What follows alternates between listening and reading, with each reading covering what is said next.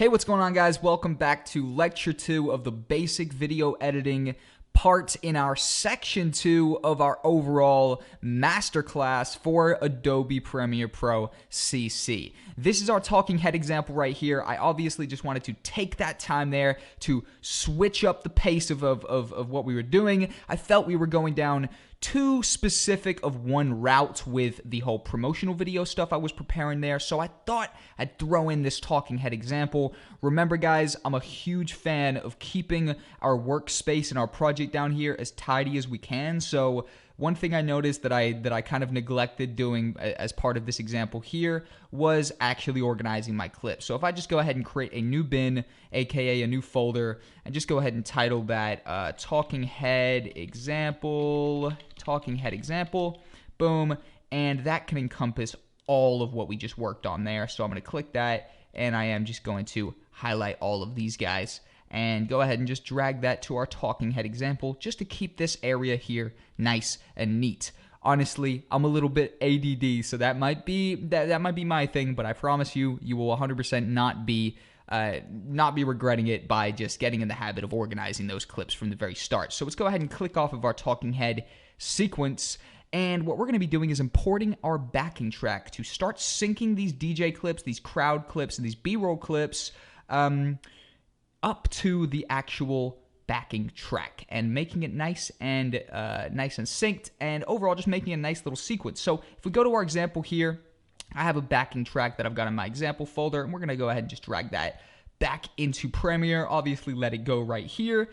And what we could do right away, instead of leaving it to the end like we did with the talking head example, we can go ahead and create that new bin right now. So let's go ahead and create a new folder. Go ahead and just call this the promo video example. Boom, promo video example. And go ahead and bring that backing track into our promo video example.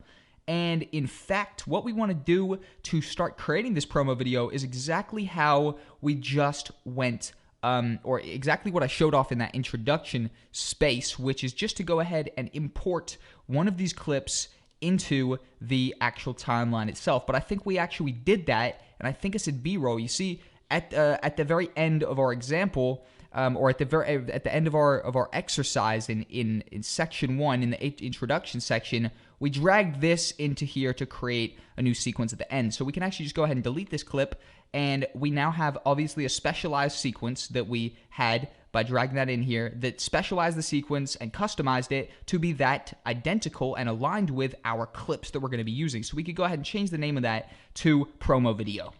Promo video. Very simple. Want to keep everything nice and simple in here. And what we could actually do is just go ahead and open up our promo video example section and just bring in that backing track and throw that down here. And already, as soon as we throw that in, we start getting a look at the different waves that it's created. And you can actually increase the size of these by going down here and messing with these kind of scrubby things down here where you can scrub that up to increase the wave size and down to adjust it down. But we're going to bring it to about here because we are actually going to be paying attention to these beats, and it's just going to help us out a lot more if it's a much bigger wave file here that we could see more in depth of what's going on here, especially if we start zooming even more in like this. You can start seeing that these big kind of blotches here are going to be the beats. So for a promotional video, when I'd be going about creating this, I would be focusing on syncing up the project to make it as visually pleasing and overall just aesthetically pleasing to the viewer. And a huge way you can do that is by syncing clips to the beats. This is just a really nice combination. The viewer might not even realize stuff is even synced and you've gone out of your way to do this, but just in terms of hearing the beats and then seeing the clip change, that is the most pleasing to us as people. So that's what we're going to be going about doing. And I'm definitely happy I split these into two examples because this is quite a different example in terms of a basic video editing example to that talking head. But both of these different video editing or different type of videos that we're going to be editing are actually both, of course, encompassed under some very basic video editing. So Now you see we've, of course, lined up where the first beat is, or we haven't even given this a play to see whether that is. Well, this is what we're going to do first off. Let's go ahead and just give this a nice play from the beginning and see where we'd want to actually start this in terms of our video. But I'm thinking it's going to be around here. You see, I can already start looking at my wave file and just start deciding, okay, that looks like it's going to be a beat, that looks like it's going to beat, and kind of just get a general understanding of where I'm going to start. But let's give this a play from the beginning and see where we do want to start it from.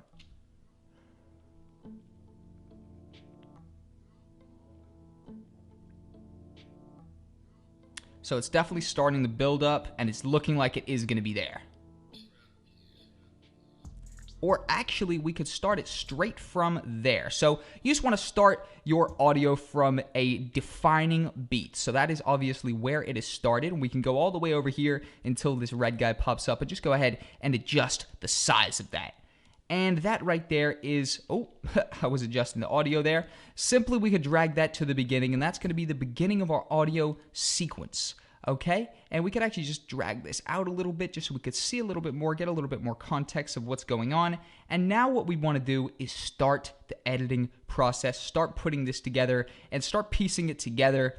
And overall, what we want to do is simply make that smaller here, make the B-roll smaller, and I just want to start with a DJ clip. So now it's simply dragging and dropping all the clips and lining them up. Now, remember what I told you about the importing video only and importing audio only. For example, if I were to open this clip right here and go ahead and press Shift-I to again go to the beginning of my in points and give that a play, I could go to these guys, which I talked to you guys about, the drag video only or the drag audio only, and only bring in that video. So that's what I'd want to do. So that actually does look like a pretty nice shot that we might want to start on. In fact, I think I might want to just go ahead and maybe find a shot that looks a little bit more dramatic. So again, I would Shift-I to go to the beginning in point, and it looks like that's a pretty nice shot. So that's a nice little sequence where she claps the hands and then drops them and goes back to the kind of decks right there, the DJ decks. And what I'm going to do to bring just the video of that is hover over this one, this little guy right here, and just drag that down here to the first line. And if we go ahead and just bring this in again on the scrubby wheel, we could see that that has placed that at the beginning. And if we give that a play, we can now try to see where we're going to want to cut this clip. I'm thinking it's going to be right here, but let's give it a play and just make sure that we are 100% on where it's going to be changing. Actually, we could make it go here just to speed it up. I'm obviously just listening to where a defining part of the song is that we could change that on. So definitely, I think here we could change it. So we go ahead and line that up here. That's where the beat is. Go to the end, and just go ahead and pull that back in. And simple as that, we have our first clip placed. Boom, just like that. So now I want to just literally start going through, adding clips in. I've just added a DJ clip. Now I'm going to go to the crowd clips, and I'm going to go ahead and click this top one, which is the crowd on their phone. Okay, that's definitely pretty nice. I'm just going to go ahead and drag that video only again and just keep putting clips in here. It's kind of like Lego. You're just kind of piecing stuff together and putting it in here. And overall, there is one key thing that I would always suggest that you keep on throughout the video editing process. That again is the most user-friendly thing for you guys. That honestly, I should have talked about that in the previous example as well, but it didn't really come up as too obvious an example of definitely using this tactic. But up here, guys, is a few key things that I like to keep on. Now, the link section and the actual insert overwrite sequence, these two, I think they stay on default. However, this guy is the guy I'm talking about right here, and that is the snap.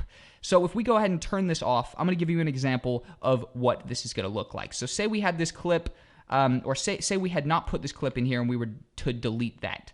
Let me put this on quick and show you what it looks like if I import. You see when I import this, when the snapping is on, it snaps right to here. I don't have to spend ages lining this up. It just simply snaps into place and makes that much more user-friendly, and it makes the experience of doing this not as kind of tricky where, let me show you what it would look like if I did not have snapping on, where if I were to import here, you see it does not snap. It starts going into the clip a little bit, and overall I would have to go through a kind of a grueling, annoying kind of process of lining this up and making sure it begins on the exact same frame. So let's just go ahead and delete that again, turn snapping on, re-import that clip in, and you see it's going to automatically snap to the clip. So if ever you're a little bit confused there and your clips aren't placing correctly, try and remember that one is to go over here to the top left of your sequence and just go ahead and make sure that snapping is turned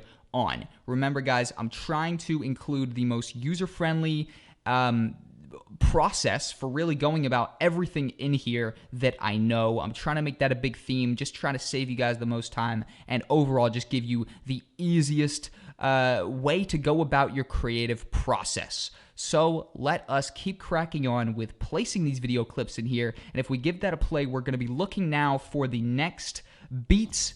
And we just give that a play. Go ahead and find out where that's going to be. So it looks like it's going to be right here.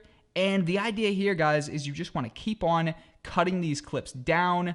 I'm going to keep switching. So I've added a DJ, now a crowd shot, and now I'm going to go in here for a B-roll.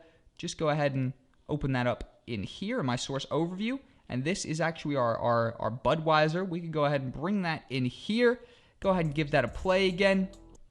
And it looks like that is the next beat right there again. So what we could actually do is just go ahead and trim that down again. And you guys, I'm sure you're understanding now, is we're just building the sequence, putting it together kind of brick by brick, so to speak, piece by piece. And it looks like this is our DJ's hugging one. This is kind of a nice clip. Go ahead and bring that here as well. Give that a play. And you see how if we go ahead and play that again, listen to the audio. So it's very clear that that, just based on me listening, is going to be the point that we want to chop, and it's just a significant part, something that stands out in the tune. Ideally, a kick or a beat. If you know what obviously those are, that's like a drum sound or something like that. Just something that's obviously kind of standing out that we can cut on, because the way a video looks when it cuts on the beat to the next clip and is overall synced to the audio, that's a really visually pleasing thing for a user or for a viewer to be experiencing, and they won't even realize there's anything amazing done there, but it's just going to be the most visually pleasing thing for them to actually experience. So let's give that a play. Oh, it looks like it actually kind of changed when she clapped her hand back there. But already you see how that is a synchronized sequence.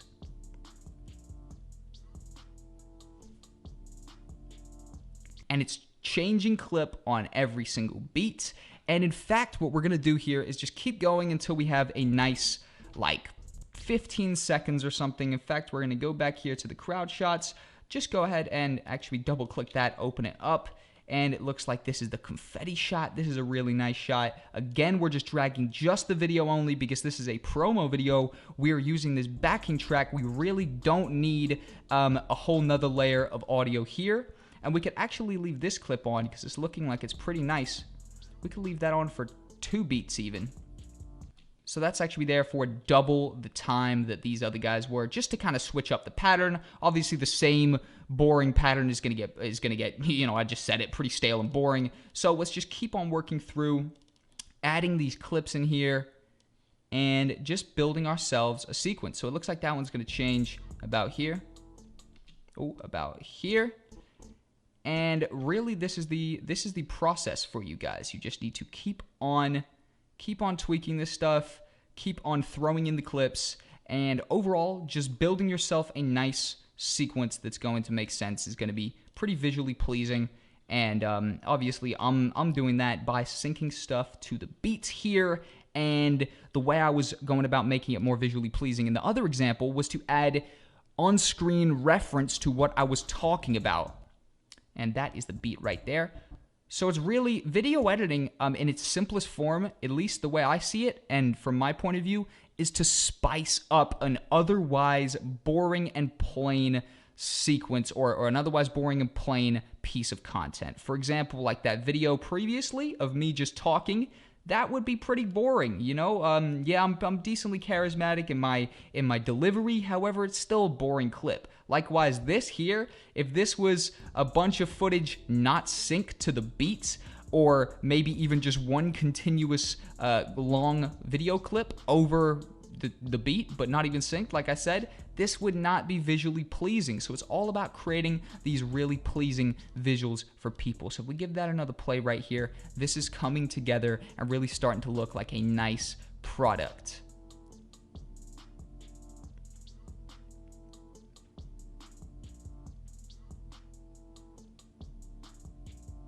And there you have it. That is a nice little area to end on right there. That's definitely looking like a nice piece of content that we've put together very simply here. And that concludes our example number 2 of actually basic video editing and the process of adding your clips to the timeline, actually chopping them down to kind of coincide with either fitting into the beats or chopping them down to select certain parts like I showed you in our talking head example where we would need those for B-roll. Let me just bring that up so I could show you. So obviously these are the bits that we'd be chopping out in this example here. This one we're syncing stuff to the beat. I wanted just to kick off this editing section with 2 broad examples and 2 kind of different areas of video production, 2 very different type of videos that you could potentially be creating with the skills I'm going to be walking through in this masterclass for Adobe Premiere Pro CC.